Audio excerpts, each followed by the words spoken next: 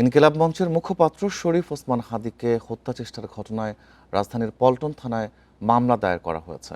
এ ঘটনায় প্রধান সন্দেহভাজন ফয়সালের স্ত্রী ও শ্যালকসহ ৩ জনকে গ্রেপ্তার করেছে র্যাব। তাদেরকে পুলিশের কাছে হস্তান্তর করা হয়েছে। গত ২৪ ঘণ্টায় ঢাকা ও নারায়ণগঞ্জের বিভিন্ন এলাকায় অভিযান চালিয়ে ফয়সালের স্ত্রী সামিয়া, শ্যালক শিপু ও বান্ধবী মারিয়াকে গ্রেপ্তার করা হয়। তবে ফয়সাল করিমের কোনো খোঁজ এখনও বের করতে পারেনি আইনশৃঙ্খলা বাহিনী।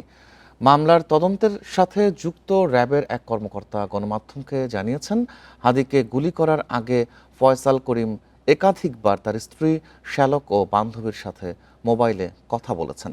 হামলায় তাদের সম্পৃক্ততা থাকতে পারে। এ বিষয়ে জিজ্ঞাসাবাদ করলে বিস্তারিত বেরিয়ে আসবে বলে ধারণা র্যাব ও পুলিশের।